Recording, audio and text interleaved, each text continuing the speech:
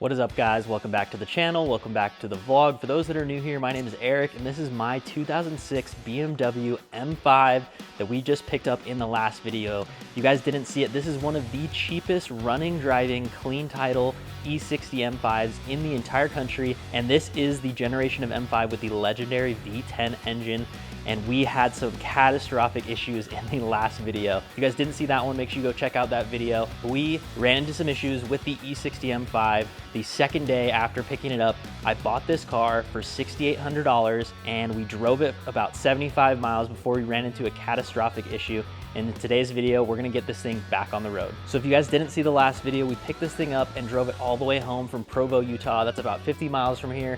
I even drove it to work the next day, and on my way there, we had some issues. I was able to get a few reactions from some of my buddies of the V10 engine under the hood. They all just thought it was insane that this car that I got for this cheap comes with a 500 horsepower, 5-liter V10 engine. It's absolutely insane that you can pick one of these up for so cheap, and I'm so excited to get working on this thing in today's video.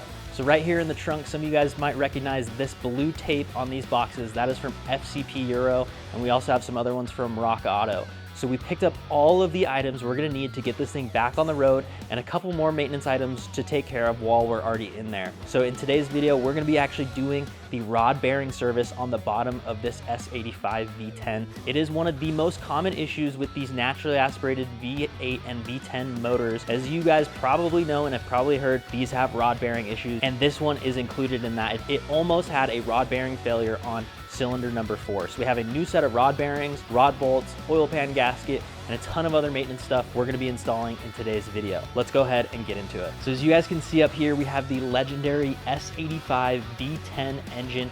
This makes 507 horsepower from factory and about 400 foot-pounds of torque. It's an absolute monster, and it is one of the most legendary sounding engines of all time. So we have this thing completely torn apart. If I go down here below the engine, you guys can actually see inside of the motor, we have the rod caps off of cylinder 3 and cylinder 4. This is the one that was starting to fail and eat away at the bearing material. So we're gonna be replacing these before we turn the crankshaft over anymore, and then we're gonna be moving on to all of the other cylinders. We need to replace 20 rod bearings on this motor, 10 on the top half and 10 on the bottom half of the piston rods. In addition to the rod bearings, we're gonna be doing a couple maintenance items like replacing the belts, replacing a couple of the pulleys and tensioners, because we did have some belt squeaking in this, and we are gonna be flushing the power steering fluid as well. We also have new spark plugs, and we're going to be pulling the fuel injectors to get those cleaned and tested to make sure they're all good. After we get all that maintenance done, get the new rod bearings, and this thing should run absolutely perfect, and we shouldn't have any issues with it in the future. I'm super excited to get working on this thing. If you guys take a look over here at this absolute mess, you can see everything that we had to take off to get access to the rod bearings. This is the oil pan right here. You can see the oil pickup tube, all of the plastic shrouding, including the fan, the power steering hoses, the actual subframe itself with the motor mounts and the steering rack, all of the different plastic pieces right here, including the intake, the coolant tank, all of these different pieces. So it was an absolute ton of work to get to this point. We are now ready to start replacing rod bearings. So I'm gonna clean up the area as good as possible. We don't wanna get any contaminants in the engine. I'm gonna be spraying everything off with brake cleaner, and one by one, we'll go ahead and replace these rod bearings underneath the motor.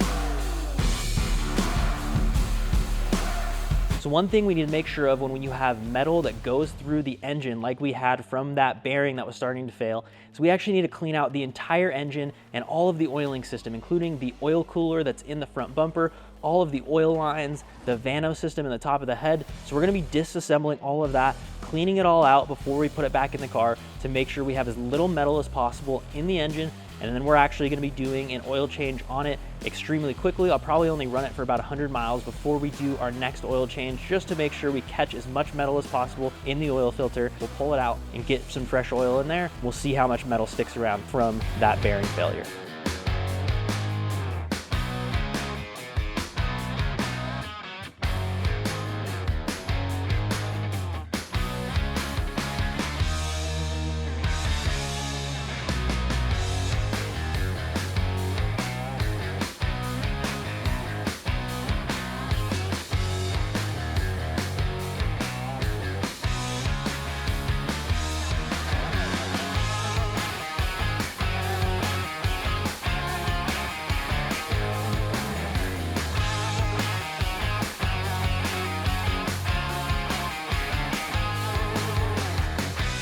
All right guys, we just got both oil pumps out of the M5. We now are going to start installing all of the new rod bearings and rod bolts, torque them all to spec. After that, we're gonna disassemble the oil pumps and we'll see if there's any metal or any damage inside. If we do have to replace either of the oil pumps inside the engine, they're pretty expensive. I think the cheaper one is $1,200 and the other one's like $2,200. So I really hope that's not the case. We can rebuild those if it's not significant damage, but if the casing is cracked or if there's any really big gouges in the casing itself, we will have to replace those pumps. So we're gonna get all the rod bearings in, so then we're ready for the oil pumps. We'll go ahead and disassemble those, get them prepped, and get them put back in the car. Over here, we have our setup for installing our new rod bearings. You guys can see right here, we have our new rod bolts. These are an ARP spec rod bolt from BE. These are actually a little bit more expensive than the OEM rod bolts, but they only have a 2-step torque sequence. And these factory stretch rod bolts have a 12-step torque sequence. In order to not have to do the 12-step torque sequence 20 times on the bottom of these rod bolts, I went with these. They're about $100 more than OEM, but I totally think it's worth it. It's gonna save me hours of not doing that insane torque sequence.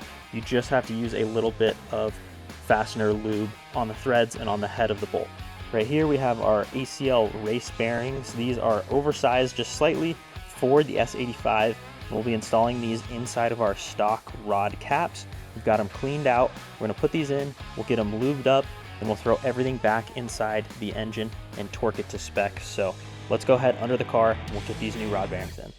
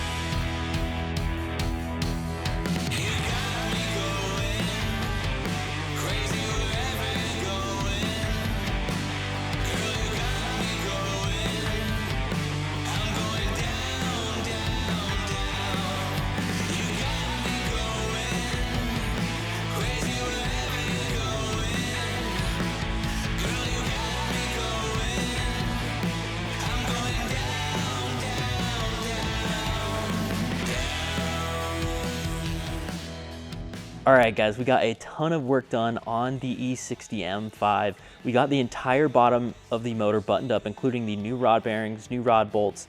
We got the Vanos line installed, both oil pumps back in, the oil pan all sealed up, and all of the accessories underneath ready to go. The next step is going to be reinstalling the subframe. There's something we need to fix on the subframe first, and I'm gonna be using my 3D printer to do that. Let me go ahead and show you guys my new 3D printer that you might have seen in the background in some of the videos.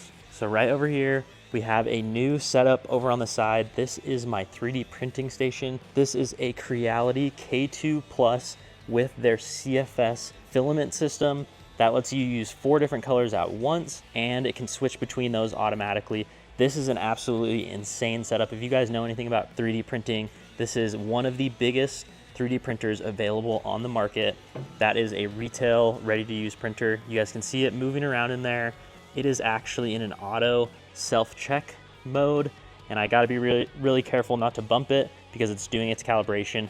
We're gonna be printing using some PTEG, which is a type of plastic. We're gonna be using this printer right here. We should be able to print out a part that goes over onto the steering rack and actually fix this car. So we're gonna be using this in the future. We're gonna be doing a ton of stuff. I have a ton of ideas for this 3D printer. Let me know what you guys wanna see us print for the E60 M5. So today, we're actually working on a print right here so you guys can see this is actually a cover for the steering rack. Right here on the subframe, you can see the steering rack. It's supposed to have a cover with a piece of plastic that actually guides on the steering column, and mine broke when we removed the subframe it was just super old and brittle, and it absolutely just cracked apart the second anything touched it. So we're gonna be printing one off to try and fix that right there. We need to get the subframe cleaned up. I'm gonna be taping it off the open plug for the steering fluid, power steering fluid, and we're gonna take this thing outside and pressure wash it while we're printing that new piece, and we'll get it installed.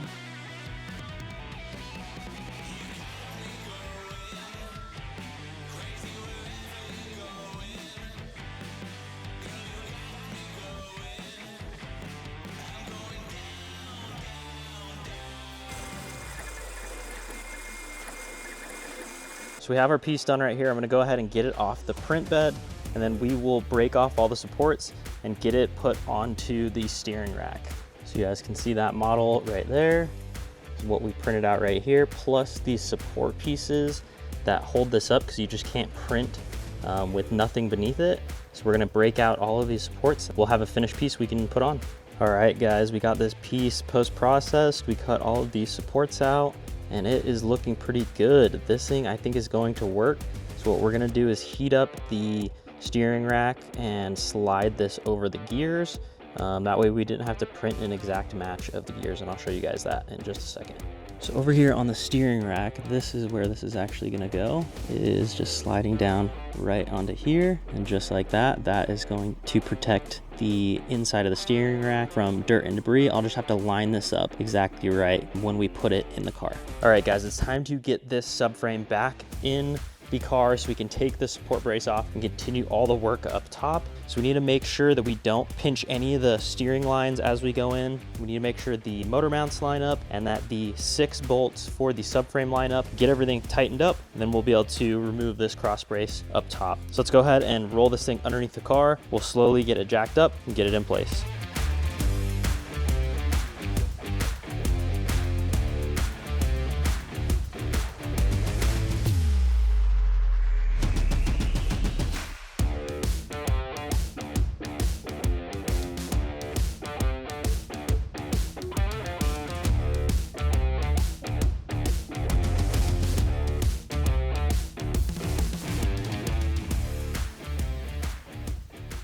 All right, guys, I am absolutely filthy, and we just got the subframe in place. We now can remove this crossbar, and the engine is going to hopefully not fall out of the car. Oh. All right, just like that, we have the support brace out, and the engine has not fallen out. The subframe's in. We don't have the suspension fully in or the motor mounts tightened down yet. So we're gonna keep plugging away on this engine, get everything buttoned up, and we will get ready for our first startup. All right, guys, it is another day. We're back working on the E60 M5. I think today is finally the day we're gonna get it started up.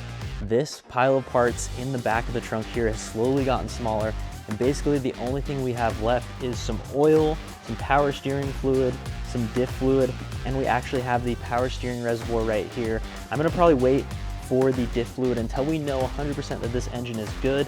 We need to throw this oil in there. We need to swap out the power steering reservoir, get that filled up and bled, and we also need to put the radiator back in and get this thing filled up with some coolant, and we also need to put in these spark plugs. After that, this thing is gonna be ready to fire up. Let's go ahead and start work on the E60 M5, and we'll see if this engine is good or if I'm gonna have to buy a completely new motor.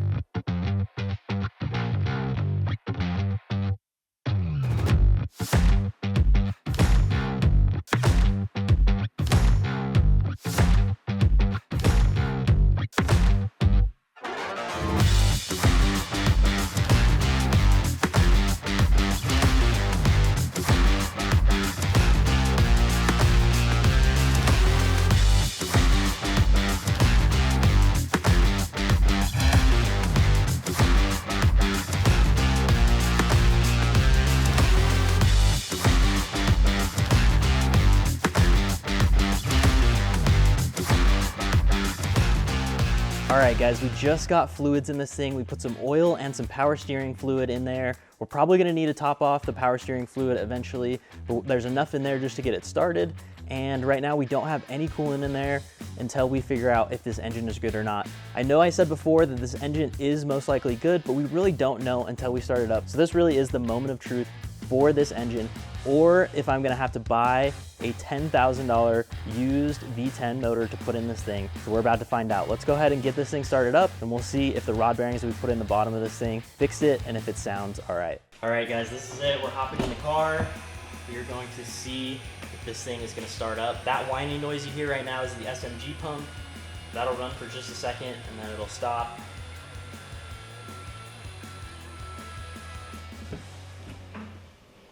All right, guys, let's go ahead and start this thing up.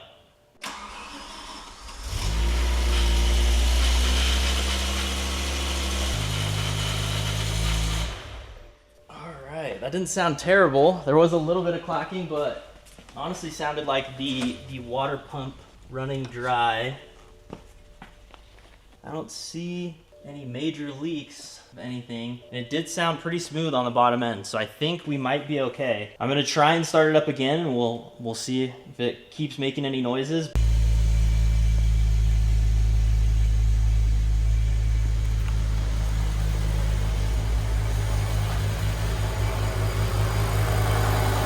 Sounds good. Took that belt off, so it's not spinning the power steering.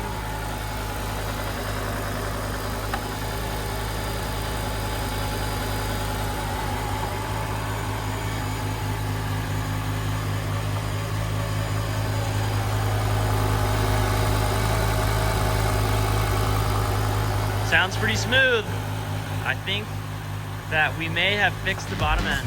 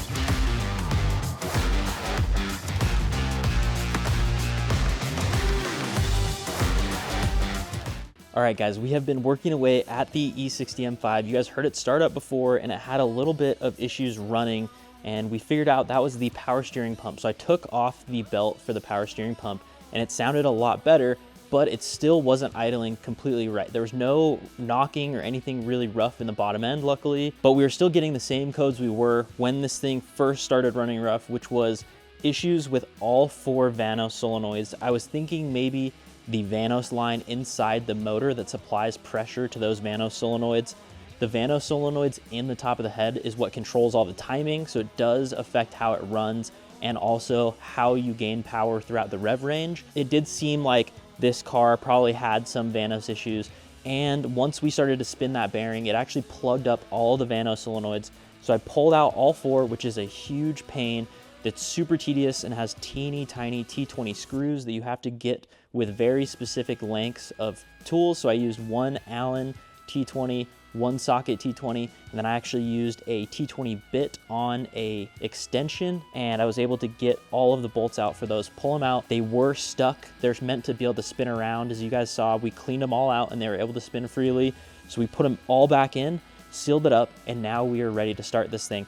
What I need to do first is actually bleed the Vanos system. There is a procedure you do on the computer to bleed the Vanos system while the engine first starts up. We tried to do that yesterday, and the battery actually died from us trying to read and clear code so many times. So I got a battery charger yesterday. We're gonna hook it up, get this thing charged up, so then we can start connecting up the laptop. We'll run the Vanos bleed procedure and see if this thing starts to run good. If it does, then we're gonna go ahead and reinstall the power steering belt that we took off before, and see if we can get the power steering pump to sound better. If the power steering pump continues to make noise, we may just need to replace it. So I haven't completely put back the fan or anything like that, just in case we do have to take out that power steering pump. So let's go ahead and get this battery charging. We'll connect in with the laptop and we'll see if we can get the Vanos bled and see if this thing will run properly. All right, guys, after doing a little bit more research on the actual Vanos bleed procedure, it is gonna take about 20 minutes while the engine is running. I thought it was something we could do with the engine off, or it was a little bit shorter than that,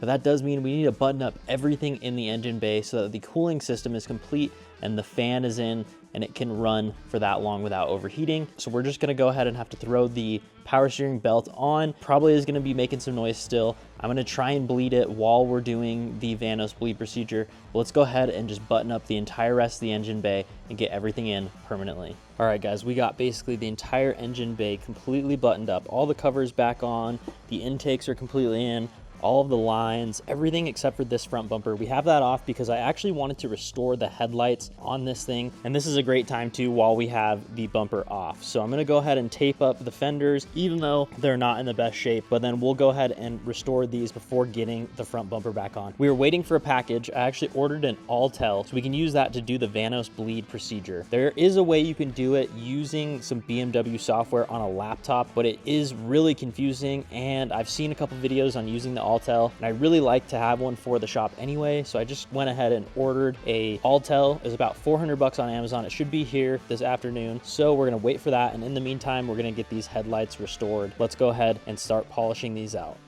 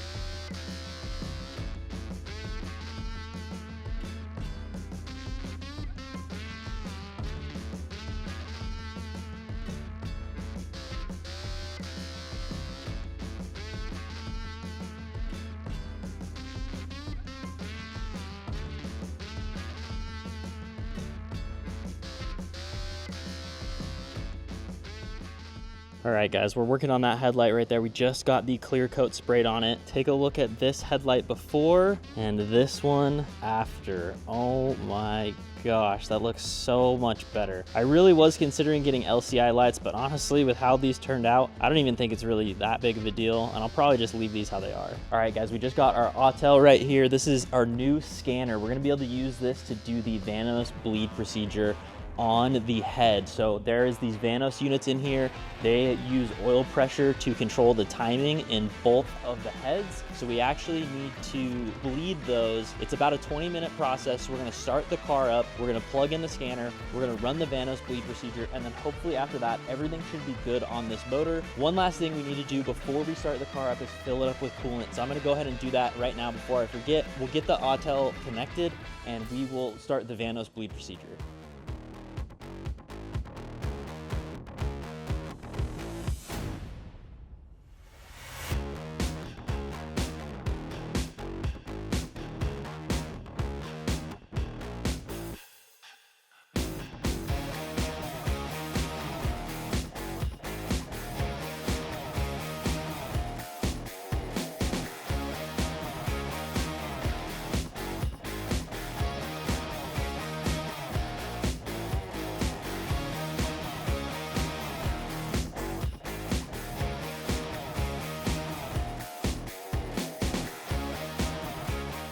All right, guys, we got the garage opened up because we are going to run this thing for about 20 minutes while this happens. We have the Autel connected. It says run the engine at idle speed. So I need to start the engine, let it idle. We'll hit continue. It's gonna start bleeding the Vanos solenoids up in the head, and it's gonna be making some crazy noises, but it should get all of the air out, and then our timing system will be functioning after that. And then when we're done, we can perform the Vanos test. That's another feature inside of here in order to check if the Vanos units are all in functioning condition. Let's go ahead and start this thing up. So we need to wait for the coolant temperature to warm up. It needs to hit at least 70 degrees Celsius. You can see it warming up right now. You can just hear the power steering pump whining. That is an issue we're having, but I think we can get to that in a little bit.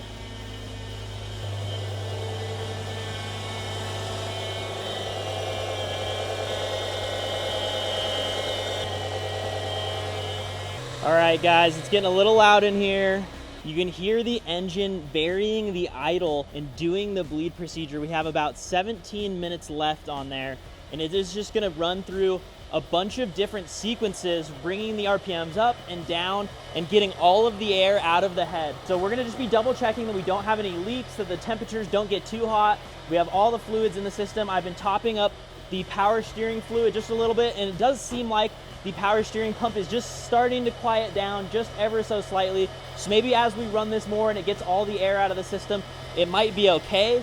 And it's just gonna slowly work on getting all the air out of the Vanos system. I will check in with you guys as soon as it's done. All right, guys, we had to put up a little pause on the Vanos solenoid bleed. It was going really well, and it actually started to quiet down the motor a ton, and the power steering pump completely quieted down. It seems like it got all the air out of the system. So that is great news. We don't have to replace that. But we're having an issue with the fan. My engine fan is not turning on for whatever reason. I've been running some tests with the Autel. It's not throwing any codes, and it is getting 12 volt directly to the fan. So I think my actual fan controller, which is built into the fan assembly, there's a small computer in there that controls the speed of the fan. It must have got coolant on it or something, and it is probably shorted out. So I'm gonna have to pull the fan out, and that is something we are gonna have to fix in order to do this Vanos bleed procedure, because the car does have to sit here running for 20 minutes straight. We got about 12 or 13 minutes through before the car started overheating, and I realized the fan was not spinning. So we're gonna go ahead and try and figure out what's going on with it. We're gonna check all the fuses, and we're gonna pull out the fan controller and see if we apply 12 volt directly to it, if we can get it to turn on. So let's go ahead and diagnose what's going on with the fan, and then we'll get back to the Vanos bleed.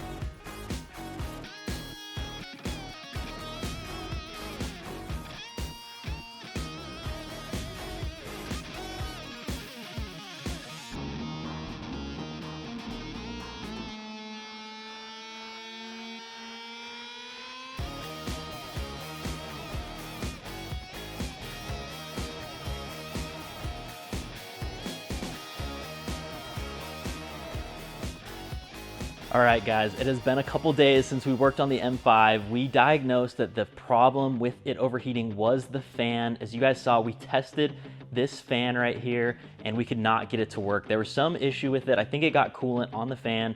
So we went ahead and ordered a new one. We have a new one that just got here today. Let's go ahead and unbox our brand new secondhand fan.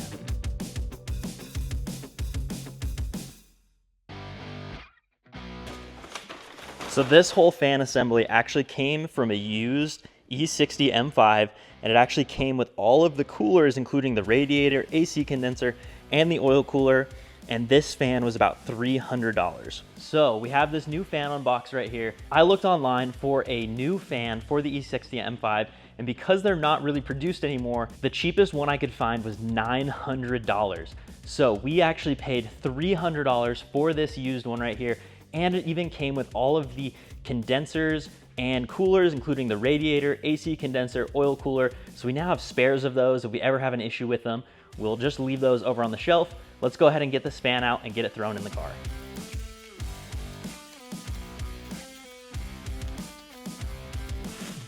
So we just need to quickly take off this top panel cover, and then the fan will just go ahead and pop out. Let's get this thing into the car.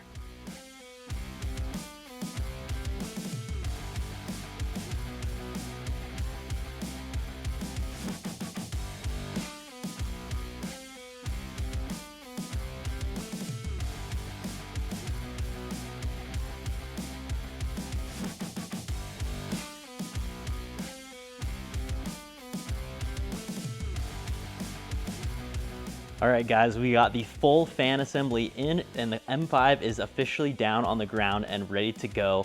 We're gonna go ahead and plug in the Autel, and that will let us test the fan without having to run the motor or anything like that. If the fan works, then we're gonna start the Vanos bleed procedure that we started before and see if we can let it run for 20 minutes. I'll go ahead and open the garage. We'll get this thing warmed up. We'll let it run and do the full Vanos bleed procedure.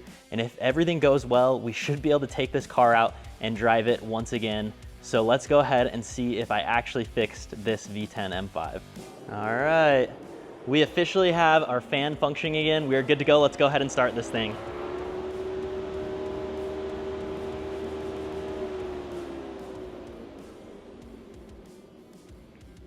So we're gonna go into hot functions. We're gonna go into service, powertrain, engine electronics, and see this Vanos ventilation right there. That is the test we're gonna be running. It's gonna take about 18 minutes. So let's go ahead and open up the garage. We'll start the car and we'll get the test started and make sure everything is good.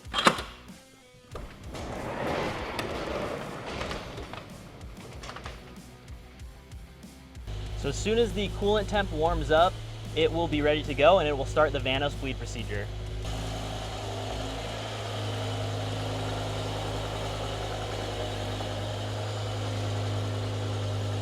So you guys might be able to hear a slight knocking sound in the top end. That is actually what the Vanos bleed procedure is gonna fix. So let me show you guys that sound, and that should completely go away by the time we're done with this.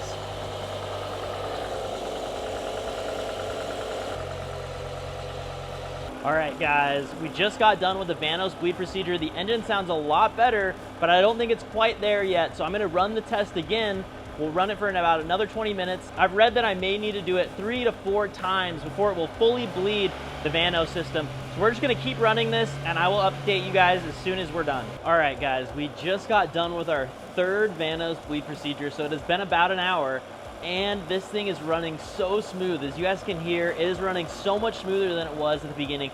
It had a really rough idle and it was actually throwing a half check engine light and we were getting errors for the Bank 1 Vanos solenoid. So now that we've ran that 3 times, we're no longer getting any codes. It's holding a solid idle and it sounds great.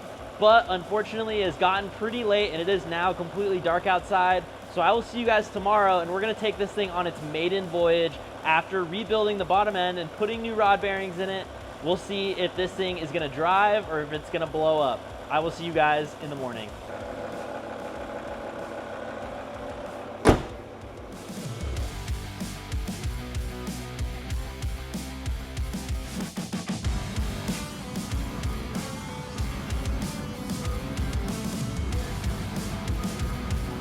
All right, guys, we're back. It's the next day. It is finally time to take the M5 out for its first drive since we've installed new rod bearings, new rod bolts, belts, pulleys, spark plugs, all new fluids, and this thing should be driving so much better now. Before we head out on the road and drive this thing for the first time, I just got a package in the mail and we're going to be replacing these tinted rear taillights. This isn't a film, it's actually sprayed on there, and I didn't want to take the time to have to sand this all the way back down.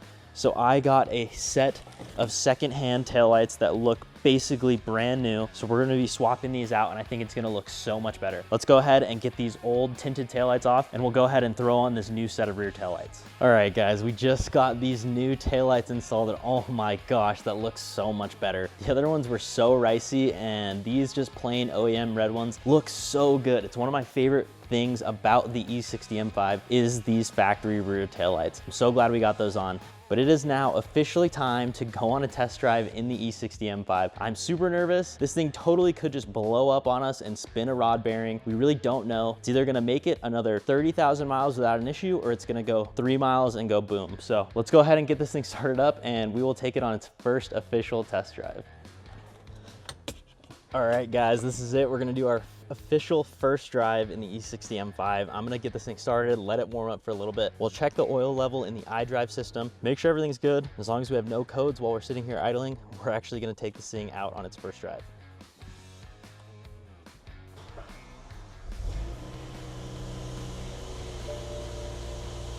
So the only error we have right now is just some low washer fluid. Other than that, doesn't seem like anything's come up.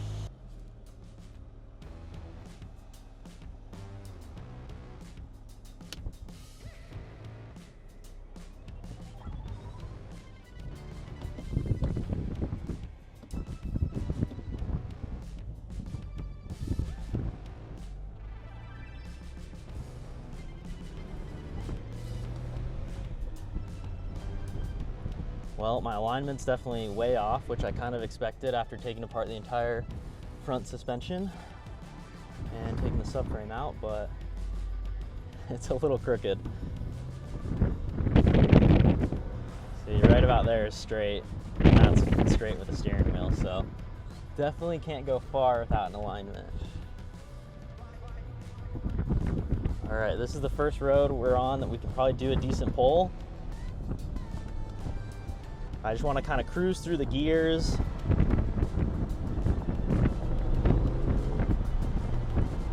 Make sure everything sounds okay. Let's roll up these windows. I mean, other than the alignment being off, it feels almost exactly like it did before.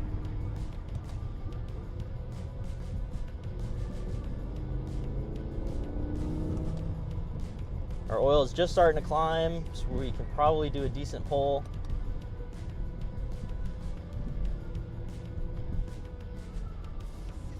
Man, I am so nervous that this thing is just gonna grenade itself at any moment now.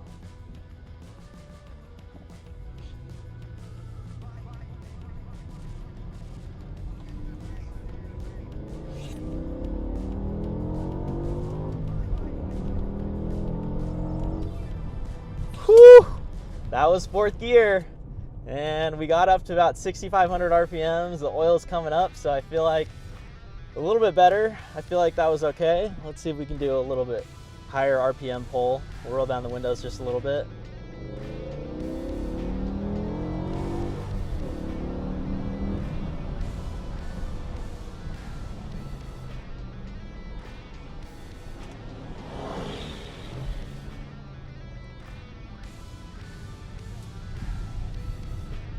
So far, so good. No lights, no codes, and no smoke or anything out of the back. No weird smells. Wow, I'm actually in shock right now that this thing is just working. Obviously, the alignment's way off, and that is something we're gonna have to address pretty soon here. But wow, I can't believe that this thing is working right now. I really was worried that we'd never be able to get all the copper out of the motor and it would just continue to have issues. I don't think this thing is making its full 500 horsepower, as it is about 20 years old, and the Vanos solenoids are definitely tired. I didn't replace them, I just cleaned them out just to make sure before I put the $1,000 into new Vanos solenoids that this engine actually worked. But that is definitely something that we could do to improve a lot of the power, because that helps a lot of the low end torque.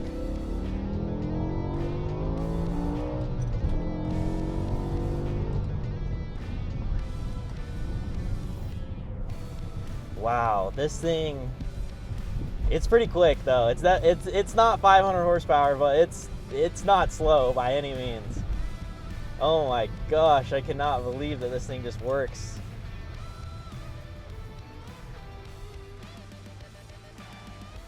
Wow. I don't know if you guys can tell how just shocked I am. These things are just so temperamental and are just so notorious for being such bad cars and unreliable cars that I can't believe we fixed this thing. And for the amount of money we have in this thing, oh man, with just an alignment, I think this might be a great ripper. And you know, there's definitely some cosmetic stuff I want to address, but we'll be doing that in the next video. So make sure you guys hit that subscribe button so you don't miss out when we upload more content of this E60 M5 with the V10 engine. But man, this thing is so cool. Let's go windows down. First gear.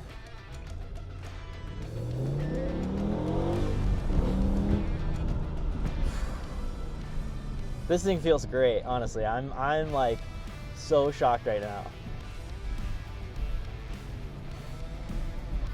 Second gear. All the way up, that's 7,500 shift. Woo! It feels really good, actually.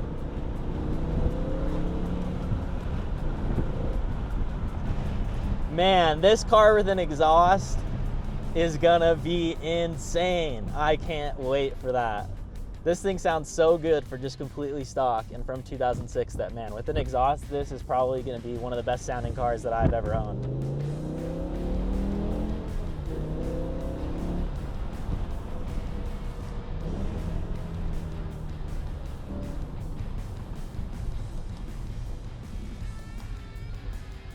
All right, let's turn this thing around, head back to the shop. Reverse, let's see if reverse works. Yeah, everything's good.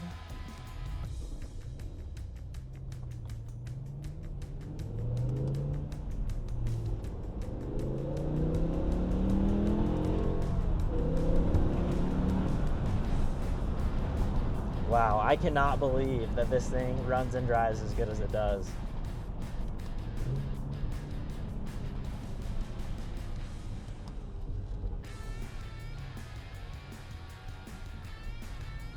And it idles so smooth now. Wow. All right, let's pull this thing back into the shop. Let you guys take a look at it outside.